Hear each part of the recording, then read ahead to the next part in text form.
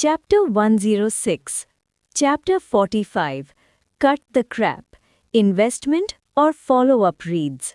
Mountain city university का presenter इतना young है, इस एज में तो मैक्स कॉलेज स्टूडेंट ही होगा ना। फेंगू श्वेजी, कोई जानता है इसे? ये बंदा कौन है? डार्क रेड थंडर, चाहे जो भी हो बंदा तो काफी हैंडसम है। ऊतू, ऊपर वाले भाई, तुम तो लड़के हो ना, फेंस करना है। वैसे ये लड़का सिंगल है या नहीं? यू रोमिंग, ओए ऊपर वाले, सपने देखना बंद करो, ये मेरा हस्बैंड है। जैसे ही लिंसू स्टेज पर आया, लाइव स्ट्रीम का चैट जो अभी तक फायर क्लाउड डॉग के नए एवोल्यूशन पर डिस्कस कर रहा था, अचानक डायरेक्शन बदल गया। लेकिन ये डिस्ट्रैक्शन ज्यादा देर तक नहीं चला। जब लिंसू ने अपनी ओपनिंग लाइन बोली, टेंस ऑफ मिलियंस व्यूअर्स वाले लाइव स्ट्रीम में एक पल के लिए पूरा बैराज ब्लैंक हो गया। और उसके तुरंत बाद क्वेश्चन मार्क्स की बारिश। माउंटेन सिटी यूनिवर्सिटी के रिजर्व सीट्स पर शी यू हा की भौमें तुरंत सिकुड़ गईं। उसका ध्यान खास तौर पर एक शब्द पर अटका, क्रॉस एरा, क्योंकि ये वही फ्रेज था जो थोड़ी देर पहले उसने अपने रिसर्च के वक्त यूज किया था। ये जैसे उसके मुंह पर सीधा थप्पड़ था। और वैसे भी क्या कोई रिसर्च सच में फ्यूचर में dozens of new evolutionary paths create कर सकता है? शी यू हा ने हल्का सा सर हिलाया। उसे बिल्कुल भी नहीं लगा कि ऐसी कोई रिसर्च एग्जिस्ट करती होगी। ये लड़का क्या ज्यादा यंग है, ज्यादा फ्लैम्बॉयंट, अटेंशन सीक कर रहा है? माउंटेन सिटी यूनिवर्सिटी सच में इसे ऐसे ही बोलने दे रहा है? उसने पलटकर माउंटेन सिटी यूनिवर्सिटी के सीटिंग एरिया की तरफ देखा। किन्नान समेत पूरी रिसर्च टीम शांत थी। कुछ लोग तो लिंसू की बात सुनकर नॉट भी कर रहे थे। पता नहीं क्यों शी यू हा को अचानक एक अजीब सी क्राइसिस फीलिंग हुई। वो सीधी बैठ गई और चुपचाप स्टेज पर खड़े लिंसू को देखने लगी। लिंसू की ओपनिंग के बाद हॉल में हल्की सी सरसराहट हुई। लोग धीरे धीरे बात करने लगे। फिर जैसे ही शोर शांत हुआ, लिंसू ने हल्की सी मुस्कान के साथ अपनी पहले से तैयार होलोग्राफिक फाइल ओपन की और प्रेजेंटेशन शुरू कर दी। स्क्रीन पर 2 लाइनें उभर आईं। इंडोमिटेबल डक का एक नया evolutionary form, researcher, official research fellow, evolution research institute, mountain city university, Linsu. ये देखकर ऑडियंस के काफी लोगों की भौमी थोड़ी सिकुड़ गईं। Medium elite species, indomitable duck? भाई मान लिया कि इसका नया एवोल्यूशन है, पर ये उस ब्राइट फ्यूचर से कैसे कनेक्ट होता है जो ये लड़का अभी बोलकर आया? और सबसे बड़ी बात, ये लिंसू नाम का रिसर्चर पहले कभी सुना क्यों नहीं? ऑडियंस और बाकी यूनिवर्सिटीज के रिप्रेजेंटेटिव्स कंफ्यूज थे, लेकिन क्योंकि प्रेजेंटेशन शुरू हो चुकी थी, किसी ने बिना वजह इंटरप्ट नहीं किया। पर लाइव स्ट्रीम का माहौल पूरा गर्म हो गया। स्टार आइड चेरी, इंडोमिटेबल डक, इतना बड़ा शो सिर्फ इसके लिए? जजमेंट स्वॉर्ड, जाकर नाम सर्च करो, माउंटेन सिटी यूनिवर्सिटी में सच में ऐसा रिसर्चर है, वेरीफाइड है। गैलेक्सी फॉलिंग इनटू एबिस, लिंसू तो हाई स्कूल सीनियर है, मेरी कजिन उसकी क्लासमेट है। 100 years मिस्ड, क्या कॉलेज जाने से पहले ही research fellow? 1 min tang boiled fish, ये तो स्कैंडल है, स्ट्रांगली अपोज। कमेंट्स की बाढ़ आ गई, साथ ही कुछ कीबोर्ड वॉरियर्स का जहर भी मिक्स हो गया। लाइव स्ट्रीम का एटमॉस्फेयर थोड़ा सा टॉक्सिक हो चुका था। स्टेज पर लिंसू शांत तरीके से बोलता रहा, इस एवोल्यूशनरी पाथ के through medium elite species indomitable duck evolve होकर मीडियम सुप्रीम स्पीशीज बन सकती है। हॉल में कई लोगों ने हल्का सा नोट किया। 3 माइनर रैंक्स का जंप, ये कोई छोटी बात नहीं होती, और इतनी छोटी उम्र में ऐसी रिसर्च, ये उसके रेज्यूमे के लिए वैसे भी काफ़ी इम्प्रेसिव था। पर फिर भी लोग समझ नहीं पा रहे थे, माउंटेन सिटी यूनिवर्सिटी ने किन्नान का पीनिक्स पैटर्न होली बटरफ्लाई क्यों नहीं दिखाया, इस लड़के को ही क्यों भेजा? अब मैं आप सबके सामने इस एवोल्यूशन प्रोसेस को डेमोन्स्ट्रेट करूंगा, लिंसू ने सीधे शब्दों में कहा। फिर उसने स्टेज के साइड में रखे 6 साइडेड रूबिक्स क्यूब की तरफ इशारा किया। सबकी नज़रों के सामने रूबिक्स क्यूब मिडिल में आ गया, उसके साथ एक इंडोमिटेबल डक और एक simple energy detection device.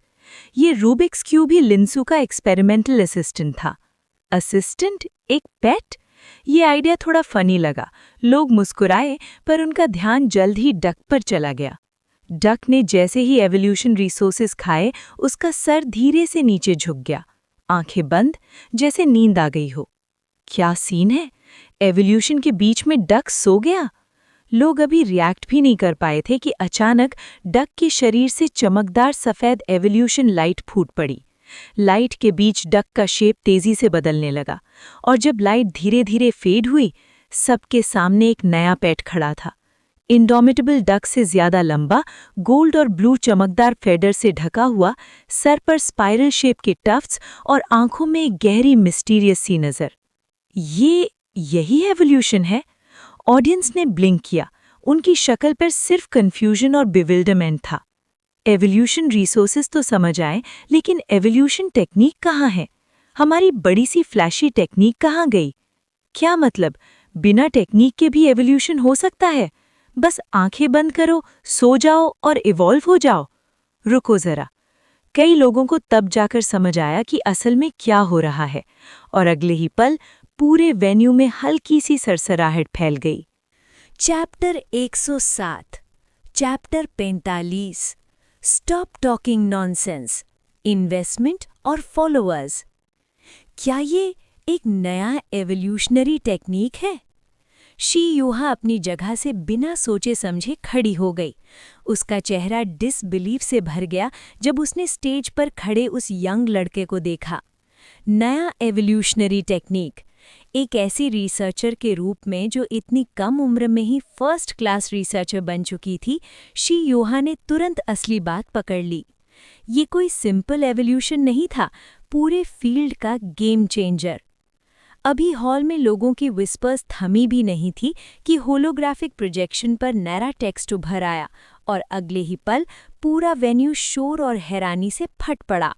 Species name, sleepy duck. Species tier, medium commanding species. Attributes, water, spirit. Talent skills, dazzling water bomb, core, water bubble, hypnosis. Spirit attribute, उसका brand new evolutionary technique spirit category का है। ये देखते ही hall में जैसे भूकंप आ गया। लोग अपनी सीट से उठ खड़े हुए, कुर्सियों की आवाज़, हैरानी की चीखें, सब कुछ एक साथ गूंज उठा। कुछ पल के लिए तो ये शोर पूरे वेन्यू के हंगामे को भी दबा गया। ज़ैंग ज़ुयांग अपनी सीट पर बैठा था, पर उस वक्त वो जैसे अपनी रूह खो चुका हो। कल जब उसने लिनसू को देखा था, तब भी उसे लगा था ये लड़का मॉन्स्ट्रस है, लेकिन उसने सोचा था कि लिनसू फ्यूचर में सिर्फ कॉम्बैट में मॉन्स्टर बनेगा। ये कब सोचा था उसने कि रिसर्च के फील्ड में भी ये लड़का इतना बड़ा मॉन्स्टर निकलेगा? उसने तो बड़ी मेहनत से किसी बड़े रिसर्चर के कॉन्वॉल में जगह बनाई थी ताकि ब्रीडिंग अचीवमेंट्स कंपटीशन जैसे बड़े इवेंट में दिख सके। और ये लड़का जो उससे 1 साल छोटा है, सीधा यूनिवर्सिटी का रिप्रेजेंटेटिव बनकर अपनी रिसर्च दिखा रहा है। और सबसे ज़्यादा झटका तो ये था, इसकी रिसर्च उसकी अपनी एल्मा मीटर जिंघा यूनिवर्सिटी की फाइंडिंग से भी ज़्यादा पावरफुल लग रही थी। ज़ैंग ज़ुयांग की जो थोड़ी सी सुपीरियॉरिटी थी माउंटेन सिटी यूनिवर्सिटी के लिए, वो उसी पल बिखर गई। वो बस स्टेज पर खड़े लिनसू को घूरता रह गया, दिमाग बिल्कुल ब्लैंक। उधर शी यूहा भी जैसे जम सी गई थी। उसके स्कैल्प में झंझनाहट हुई और ठंड सी सीधे सर के ऊपर तक चली गई। खत्म। जिंघा यूनिवर्सिटी का फर्स्ट प्लेस खत्म हो चुका था। ये तो उनके घर में घुसकर सीधा लूट मचा देने जैसा था। स्पिरिट कैटेगरी का एवोल्यूशनरी टेक्निक मतलब एवोल्यूशन के फील्ड का एक और ब्लैंक पेज भर दिया गया था। अब सोचने पर उसका ओपनिंग स्टेटमेंट बिल्कुल गलत नहीं था। ऐसी रिसर्च फ्यूचर में सच में दर्जनों नए एवोल्यूशनरी पाथ्स क्रिएट कर सकती है। इसे एपिक मेकिंग कहना बिल्कुल भी ओवर स्टेटमेंट नहीं था। और उसकी अपनी रिसर्च, शी यूहा को अचानक जमीन में गड़ जाने का मन कर रहा था। उसने भी वही बड़े बड़े शब्द यूज़ किए थे, लेकिन लिनसू के सामने उसकी रिसर्च तो काफ़ी फीकी लग रही थी। आओ ना, स्माइल करो, बगल से आवाज़ आई। शी यूहा ने रिफ्लेक्स में मुड़कर देखा कि किन नान उसके पास खड़ी थी। पता नहीं कब माउंटेन सिटी यूनिवर्सिटी के सीट से चुपके से यहाँ आ गई थी। अगला ही पल click click click, camera shutter की आवाज़ गूंजने लगी। शी यूहा ... कुछ सेकंड लगे उसे समझने में कि क्या हो गया है, और जब उसने देखा कि नान हंसते हुए वापस जा रही है, उसका चेहरा बिल्कुल कढ़ाई के नीचे जैसा काला हो चुका था। उधर लाइव स्ट्रीम रूम में भी वही हाल था जो पहले लिंसू के ओपनिंग के वक्त हुआ था। चैट एक पल के लिए पूरी तरह से ब्लैंक हो गया, जैसे एक साथ लाखों लोगों का कनेक्शन कट गया हो। कुछ देर बाद पहला कमेंट आया, नैन्जी, ये डेफिनेटली स्पिरिट टाइप का नया एवोल्यूशनरी टेक्निक है जो पहले कभी डिस्कवर नहीं हुआ। और बस जैसे कोई स्विच ऑन हो गया, कमेंट्स की बारिश शुरू हो गई। मुंह सिया हो, कहाँ गए वो लोग जो अभी मेरे भाई लिंसू को ट्रैश कर रहे थे? आओ ना, कंटिन्यू करो। ली हुआ विद ऑरेंज, ठीक है भाई, मानता हूँ मैंने थोड़ा ज्यादा बोल दिया था। लिंसू इज ऑसम। शिन 2009, अमेजिंग 2 शब्द हैं, मैं आज ये 10,000 बार बोलूँगा। ... जो लोग पहले लिंसू को क्रिटिसाइज कर रहे थे उन्होंने अपने झंडे नीचे कर लिए, और जो थोड़े बहुत क्लूलेस कीबोर्ड वॉरियर्स बचे भी थे वो बाकी लोगों के सीज में तुरंत ही क्लीन आउट हो गए। स्टेज पर खड़े लिंसू को बिल्कुल पता नहीं था कि लाइव स्ट्रीम में क्या हो रहा है। उसने बस इतना देखा था कि किन नान ने शी यूहा की फोटो खींच ली। दिल ही दिल में वो मुस्कुरा दिया। नान दीदी सच में बड़ी डेंजरस है, सीधा निशाने पर वार करती है। खुद को संभालकर लिंसू ने प्रेजेंटेशन आगे बढ़ाई। जैसे आप सब देख सकते हैं, स्लीपी डक के इस इवॉल्व्ड टाइप में कोर स्किल वाटर बुलेट बदलकर डैज़लिंग वाटर बॉम्ब बन चुकी है। रुको! अचानक एक आवाज़ गूंजी और लिंसू की बात बीच में ही कट गई। वो हैरानी से आवाज़ की तरफ देखा। वहाँ जजेस के पैनल में से एक बुजुर्ग खड़े हो गए थे। वो रिसर्चर तो थे ही, लेकिन उनका सीधा साफ मजबूत पोस्चर एक सोल्जर जैसा लग रहा था। ये वही थे जो कभी अलायंस के लिए इमॉर्टल कंट्री के खिलाफ फ्रंट लाइन पर लड़े थे। इंजर्ड होने के बाद उन्होंने मार्शल पाथ छोड़कर रिसर्च चूज किया था। इस वक्त उनकी आंखों में सिर्फ एक्साइटमेंट था। बस करो ये सब, वो जोर से बोले, मुझे इवॉल्व्ड टाइप से कोई मतलब नहीं, जल्दी से एवोल्यूशनरी टेक्निक इंट्रोड्यूस करो। हाँ, जल्दी बताओ। जैसे ही उन्होंने लीड ली, पूरा वेन्यू उनके साथ हो गया। ये देखकर लिंसू बस थोड़ा सा मुस्कुरा दिया। अच्छा ठीक है। ऑडियंस का रिएक्शन उसे पहले से ही थोड़ा बहुत अंदाजा था। उसने स्लीपी डक वाली फाइल बंद की, एक नया डॉक्यूमेंट ओपन किया और होलोग्राफिक प्रोजेक्शन पर दिखाना शुरू किया। एक बिल्कुल नया spirit evolutionary technique. Researcher Linsu, official researcher evolution research institute, mountain city university. ये लाइंस देखकर सबके दिल में एक बात कंफर्म हो गई। होलोग्राफिक स्क्रीन में उनके सोच को सच कर दिया था। इस एवोल्यूशनरी टेक्निक का नाम मैंने रखा है डीप स्लीप एंड ड्रीम, लिंसू ने साफ आवाज में कहा। ऑडियंस पहले ही इम्पेशेंट थी, इसलिए उसने सस्पेंस नहीं बनाया। अब मैं इस टेक्निक को 2 एस्पेक्ट से एक्सप्लेन करूंगा, नॉन स्पेसिफिसिटी और versatility. Chapter 108, chapter 45, stop talking nonsense, investment और फॉलोअर्स। सब लोगों को अचानक एक अजीब सा एहसास हुआ, जैसे वो गलत जगह आ गए हों। ये पेट ब्रीडिंग कंपटीशन कम और कोई टीचिंग कंपटीशन ज़्यादा लग रहा था।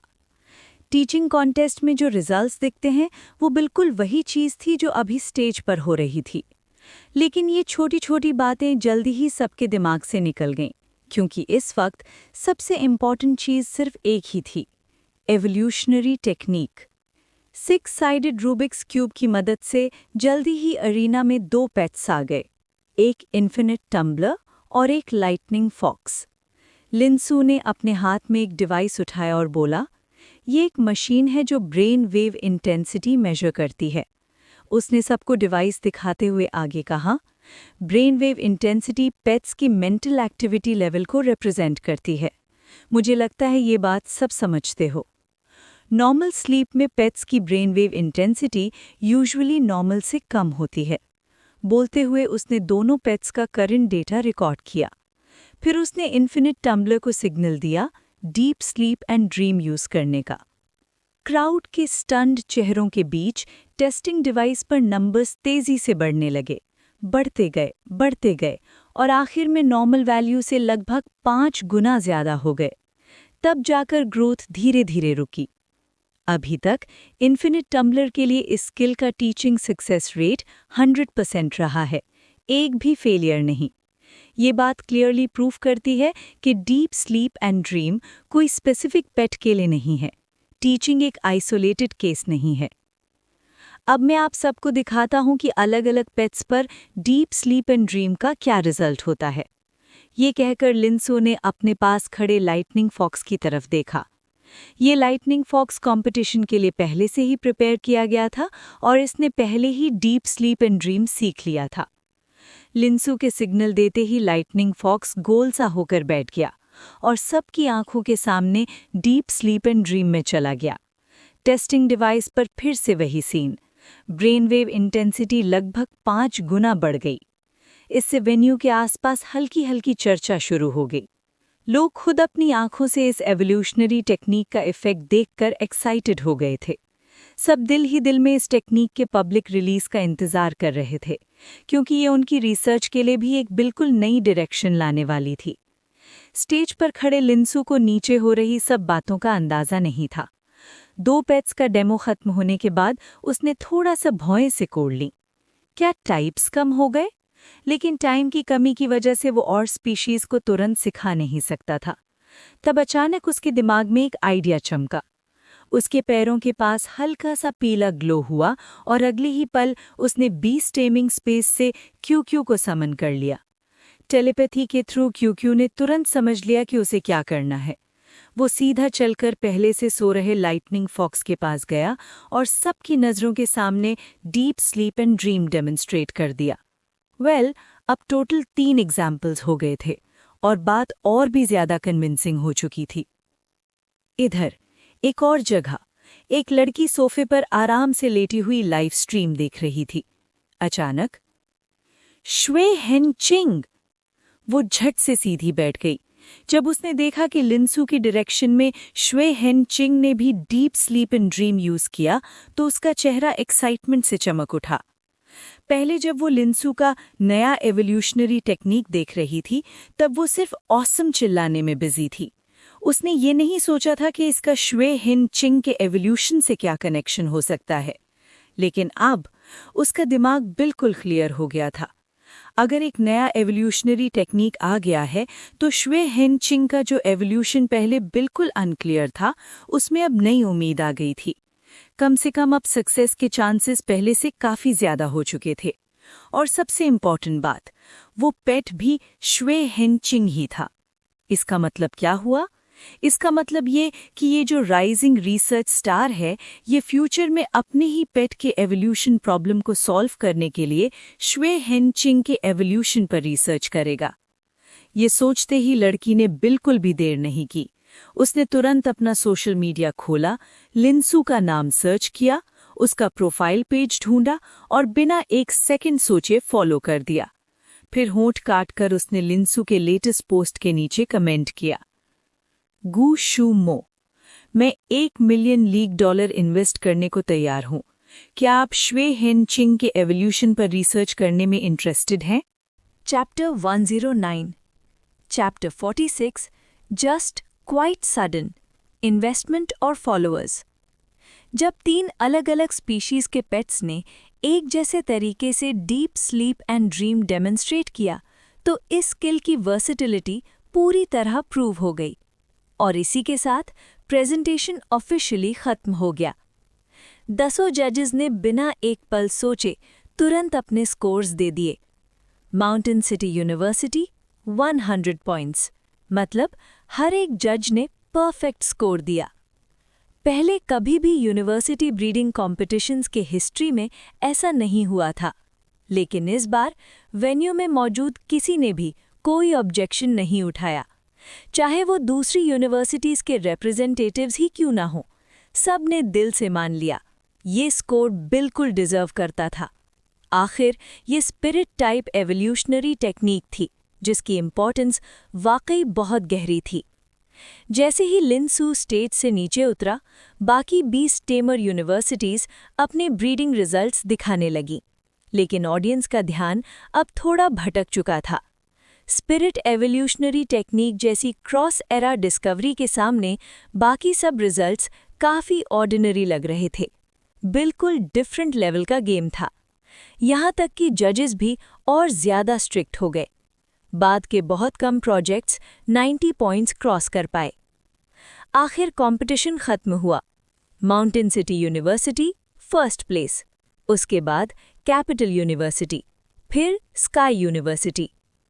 यूनिवर्सिटी ब्रीडिंग कंपटीशन के रैंकिंग्स अगले साल के ओवरऑल यूनिवर्सिटी रैंकिंग्स पर असर डालते हैं, लेकिन इंडिविजुअल्स के लिए ज़्यादा टैंजिबल रिवॉर्ड्स नहीं होते।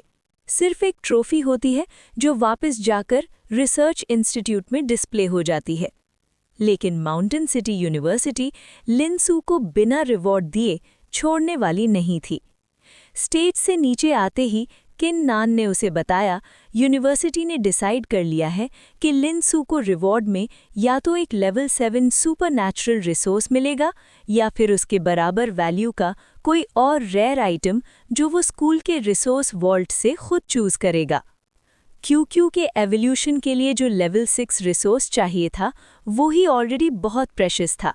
लेवल 7 रिसोर्स तो उसका 10 गुना ज़्यादा वैल्यूएबल होता है। अगर कोई इसे कंट्रीब्यूशन पॉइंट्स से खरीदना चाहे तो मिनिमम 1 लाख पॉइंट्स लगेंगे। सिंपल शब्दों में लिनसू ने सीधा 1 लाख कंट्रीब्यूशन पॉइंट्स कमा लिए, और ये तो उसका सबसे बड़ा गेन भी नहीं था। किन नान के एस्टिमेशन के मुताबिक जब deep sleep and dream officially approve हो जाएगा, लिनसू को कम से कम 5 लाख कंट्रीब्यूशन पॉइंट्स मिलेंगे, और अगर सब कुछ परफेक्ट रहा तो शायद 10 लाख भी। ये उसकी ज़िंदगी की सबसे बड़ी इनकम होने वाली थी।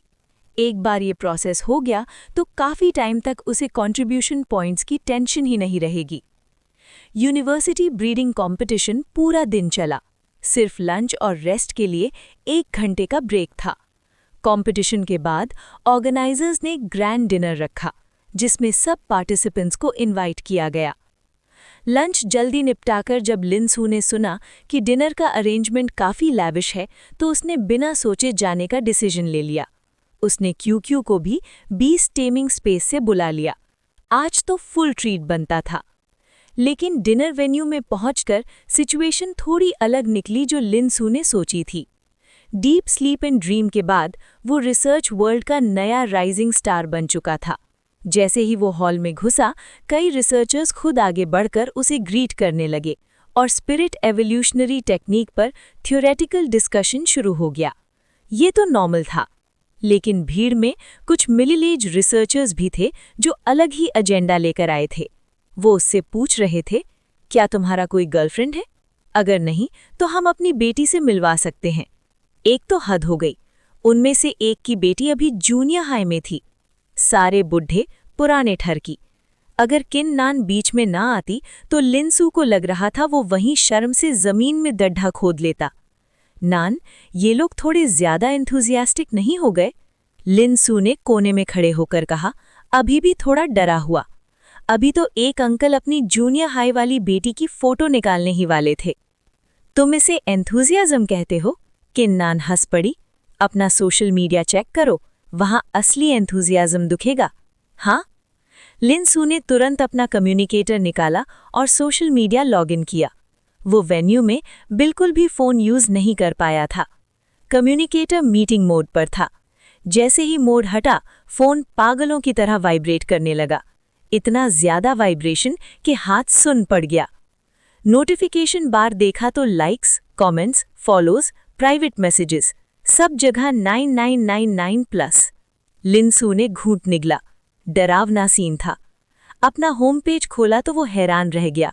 सिर्फ एक दोपहर में उसके फॉलोअर्स कुछ गिने चुने से सीधे 3 करोड़ से ऊपर पहुंच गए थे, और हर रिफ्रेश के साथ नंबर और बढ़ता जा रहा था। वाह, तेरा फॉलोअर काउंट मुझसे भी तेज बढ़ रहा है। किन नान ने झांक कर देखा और जोर से हंस पड़ी। किड, खुश है अब? लिनसू, खुशी किस बात की? वो कोई आइडल थोड़ी ना था। उसे इतने फॉलोअर्स का क्या करना था? पर फिर भी उसने कमेंट सेक्शन देखा, थोड़ा परेशान सा। नॉर्मल सिचुएशन में वो हर कमेंट का रिप्लाई करता, लेकिन इतने कमेंट्स के साथ ये बिल्कुल पॉसिबल नहीं था। चलो कुछ सिलेक्ट करके देख लेता हूँ लोग क्या बोल रहे हैं। तब उसकी नज़र अपने लेटेस्ट पोस्ट के टॉप कमेंट पर पड़ी। लाइक्स तो हज़ारों में थे ही, लेकिन एक और बात थी जिसने उसका ध्यान खींच लिया। उस कमेंट में श्वे हेंगचिंग का नाम था।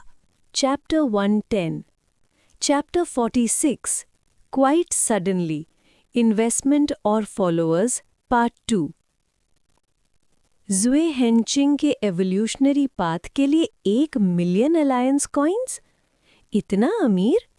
लिंजू ने हैरानी से गु शुमो नाम की लड़की का होम पेज ओपन किया। थोड़ी सी पोस्ट स्क्रॉल करने के बाद उसके चेहरे पर सरप्राइज आ गया। पता चला वो भी डिस्ट्रिक्ट 11 से थी और अभी माउंटेन सिटी यूनिवर्सिटी की जूनियर स्टूडेंट। जब लिंसू वहाँ फ्रेशमैन बनेगा तो उसे सीनियर बोलना पड़ेगा। 1 मिलियन अलायंस कॉइन्स सुनने में बहुत लगते हैं, लेकिन कंट्रीब्यूशन पॉइंट्स में कन्वर्ट करो तो सिर्फ 1000 पॉइंट्स बनते हैं। लेकिन प्रॉब्लम ये थी कि कंट्रीब्यूशन पॉइंट से सब कुछ नहीं खरीदा जा सकता, जैसे घर रेंट करना या कुछ जगहों पर खर्चा। वहाँ सिर्फ अलायंस कॉइन्स ही चलते हैं। अब लिंसू के पास कंट्रीब्यूशन पॉइंट्स तो काफ़ी हो गए थे, लेकिन अलायंस कॉइन्स अभी भी कम थे। इसलिए ये ऑफ़र उसे सच में टेम्पटिंग लग रहा था। और सबसे बड़ी बात, गु शुमो का सजेशन उसके फ्यूचर प्लान से बिल्कुल भी क्लैश नहीं करता था, बस एक साइड क्वेस्ट जैसा था। स्पिरिट वर्ल्ड में क्यू का एवोल्यूशन पास आ रहा था और ज़्वे हेंचिंग के एवोल्यूशन पर उसकी रिसर्च भी अब शुरू होने वाली थी। चाहे क्यू के इवॉल्व होने से पहले रिजल्ट ना भी मिले, वो फिर भी इस प्रोजेक्ट को ज़्यादा डिले नहीं करना चाहता था। अभी स्पिरिट टाइप एवोल्यूशन पर इतनी बड़ी डिस्कवरी रिपोर्ट करने के बाद उसका प्रोजेक्ट अप्रूव होना बिल्कुल मुश्किल नहीं था। ऊपर से वो डीप स्लीप एंड ड्रीम का डिस्कवरर भी था और कॉन्ट्रैक्टर भी। इसलिए ज़्वे हेंचिंग के एवोल्यूशन पर रिसर्च करना बिल्कुल रीजनेबल था। और अब किसी ने उसे एक और सॉलिड रीज़न भी दे दिया था। लिंसू ने सोचते हुए अपनी थोड़ी सी दाढ़ी पकड़ी और तुरंत रिप्लाई टाइप किया। लिंसू, रिप्लाई टू गु शुमो। नेक्स्ट रिसर्च प्रोजेक्ट ज़्वे हेंचिंग के एवोल्यूशनरी टाइप पर होगा। Stay tuned. रिप्लाई करने के बाद उसने बाकी कमेंट्स भी देखे। काफ़ी लोग उसके रिलेशनशिप स्टेटस को लेके ज़्यादा ही क्यूरियस थे। लड़कियां सिर्फ मेरी मल्टीवर्स जर्नी स्लो करेंगी। ये सोचकर कि और कोई इम्पॉर्टेंट मैसेज नहीं है, लिंसू ने कम्युनिकेटर बंद कर दिया। पर उसे क्या पता, उसके एक छोटे से रिप्लाई ने इंटरनेट पर नया हंगामा खड़ा कर दिया था।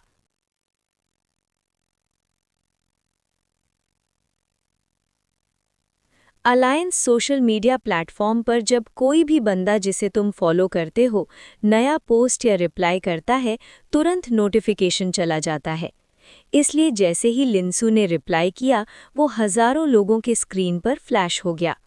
नेक्स्ट रिसर्च प्रोजेक्ट ज़्वे हेंचिंग के एवोल्यूशन पर। बस फिर क्या, न्यूज़ सूंघते ही लोगों का झुंड लिंसू के होम पेज पर टूट पड़ा। साइमीज़ कैट रिप्लाई टू लिंसू। भाई, ज़्वे हेंचिंग का एवोल्यूशन रिसर्च करेगा? अगर सक्सेसफुल हुआ तो मेरी नेक्स्ट बीस्ट पक्की ज़्वे हेंचिंग। लो रैंक कमांडिंग भी चलेगा। Puking little bird reply to Siamese cat. तुम ब्रो लिंसू पर भरोसा नहीं करते, मैं तो सीधा कॉन्ट्रैक्ट कर रहा हूँ ज़्वे हेंचिंग से। Correction band reply to puking little bird. बस बातें मत कर, हिम्मत है तो जा और कॉन्ट्रैक्ट कर। डिंग लिंग लिंग। शांत मेडिटेशन रूम में गु शुमो ने आंखें खोली। ये नोटिफिकेशन साउंड ज़रूर किसी के पोस्ट का होगा, लेकिन मैं तो ज़्यादा लोगों को फॉलो करती ही नहीं। सोचते हुए उसने कम्युनिकेटर खोला। अगले ही पल उसका चेहरा चमक उठा। लिंसू ने रिप्लाई किया। मैसेज देखते ही वो खुशी से उछल पड़ी।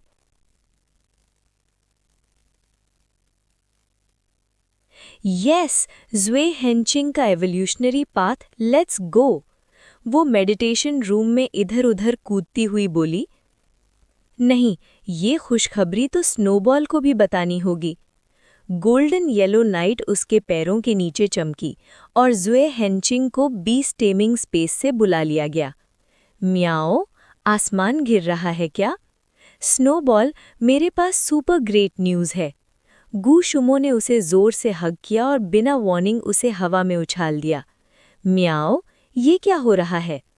ज़ुए हेंचिंग ने घबराकर अपने पॉज हिलाए और अनजाने में बर्फ के फूल छोड़ दिए, फिर सीधा वापस गू शुमो की बाहों में आ गिरा। स्नोबॉल, शायद तुम जल्दी इवॉल्व होने वाले हो। गू शुमो ने उसे पकड़ते ही जोर जोर से प्यार करना शुरू कर दिया। ज़ुए हेंचिंग ने मुश्किल से खुद को संभाला और छूट कर बोला, म्याओ, तुम ये लास्ट टाइम भी बोल चुकी हो। इस बार अलग है। गू शुमो हंस पड़ी। मुझे फील आ रही है, इस बार पक्का होगा। औरत की सिक्स्थ सेंस पर भरोसा करो। म्याओ, म्याओ, मुझे सिर्फ अपने स्नो ट्रेस पर भरोसा है। तो स्नो ट्रेस को लेवल 3 तक ले जाओ। गू शुमो ने आंखें घुमाई। लेवल 3 पे तुम उड़ सकते हो, उड़ना नहीं है क्या? म्याओ, एलीट क्लास लेवल 3 स्किल कैसे करें? बहाने मत बनाओ। गू शुमो ने फोन उठाया। बैटल क्लब में कितने एलीट्स लेवल 3 तक पहुंच चुके हैं? कल ही मैंने फोरम पर देखा, एक जुवेनाइल क्लास ज़ुए हेंचिंग ने भी लेवल 3 स्नो ट्रेस मास्टर कर लिया है। म्याओ, म्याओ, इतना कंपटीशन? बिल्कुल, देखो अभी दिखाती हूँ। गू शुमो ने तुरंत कल रात देखा हुआ वीडियो चला दिया। वीडियो में एक जुवेनाइल ज़ुए हेंचिंग ग्रीन फेदर्ड ईगल से लड़ रहा था। वीडियो देखते हुए गू शुमो का एक्सप्रेशन बदल गया। कल उसने सिर्फ ज़ुए हेंचिंग पर ध्यान दिया था, पर आज ध्यान से देखा तो जो बीस्ट टेमर उसे कंट्रोल कर रहा था, क्या वो लिंसू नहीं था? वीडियो शेकी था, ब्लर भी, लेकिन आज लाइव स्ट्रीम में लिंसू को देखने के बाद कंपैरिजन बिल्कुल मैच हो रहा था। अजीब कोइंसिडेंस। वीडियो उस सीन पर पहुंच गया जहां जुवेनाइल ज़ुए हेंचिंग हवा में स्टेप लेते हुए ग्रीन फेदर्ड ईगल गुहरा देता है। गू शुमो ने अपने स्नोबॉल की तरफ देखा, जुवेनाइल भी कर सकता है और तुम भी ज़ुए हेंचिंग हो। रेस का एक्सक्यूज अब मत देना। म्याओ, म्याओ, ठीक है, मैं अभी प्रैक्टिस करता हूँ। मोटिवेटेड होकर स्नोबॉल सीधा स्मार्ट ट्रेनिंग रूम की तरफ भाग गया। गू शुमो मुस्कुराई, हाथ पर सिर रखकर वीडियो पॉज किया और स्क्रीन पर उस लड़के की तरफ देखा जो इंजर्ड ज़ुए हेंचिंग को पकड़ रहा था। सब माउंटेन सिटी यूनिवर्सिटी के ही हैं, शायद फ्यूचर में मिलने का मौका भी मिल जाए। चेहरा फीका पड़ गया। क्यों, ये लो। लिंसू मुस्कुराते हुए उस डेलिकेसी की तरफ हाथ बढ़ाता है जो क्यों नहीं पहुंच पा रहा था। हॉल में सब आपस में नेटवर्किंग कर रहे थे, लेकिन लिंसू और क्यू कॉर्नर टेबल पर बैठकर शांति से खाना एंजॉय कर रहे थे। दोपहर को ढंग से खाया नहीं था, इसलिए अब भूख भी ज्यादा थी। क्यू ने खाना चबाया और आंखें चमक उठी। म्याओ, म्याओ, बहुत टेस्टी है, तुम भी खाओ। बिल्कुल, लिंसू ने नॉड किया और जैसे ही दूसरा बाइट लेने लगा, एक आवाज आई। लिंसू? हाँ? लिंसू ने मुड़कर देखा, फिर ग्लव्स उतारते हुए बोला, सीनियर जांग, मैं आपको आपके बीस्ट के एवोल्यूशन पर कॉन्ग्रेचुलेट भी नहीं कर पाया। कॉन्ग्रेचुलेट करने लायक क्या है? ज़ांग यांगसू ने थका हुआ स्माइल दिया। अगर तुम्हारा अचीवमेंट ना होता तो शायद मैं खुद पर गर्व करता, पर अब मैं तुमसे काफी पीछे हूँ। ऐसा नहीं है, लिंसू ने सिंसियरली कहा। एलीट लेवल पर मोनार्क स्पीशीज पाना वैसे भी बहुत रेयर होता है। ज़ांग यांगसू ने पास बैठे ज़ुए हेंचिंग की तरफ देखा। वैसे सुना है तुम अब ज़ुए हेंचिंग के एवोल्यूशन पर रिसर्च करने वाले हो? हाँ, लिंसू ने तैयार एक्सक्यूज के साथ जवाब दिया। मेरे पेट ने भी डीप स्लीप एंड ड्रीम सीख लिया है, सोच रहा हूँ उसी से ट्राई करवाऊं। फिर क्यूरियस हो गया, पर आपको कैसे पता चला? मैंने तो अभी प्रोजेक्ट भी सबमिट नहीं किया। तुम्हें पता नहीं? ज़ांग यांगसू का एक्सप्रेशन अजीब हो गया। तुम न्यूज़ बन चुके हो? हाँ? ज़ांग यांगसू ने न्यूज़ आर्टिकल खोला। टाइटल था, 18 साल के लड़के ने स्पिरिट सीरीज एवोल्यूशन टेक्निक बनाई, अगला टारगेट ज़ुए हेंचिंग का टफेस्ट एवोल्यूशन। लिंसू चुप हो गया। सच में ये सब कुछ काफी सडन हो गया था।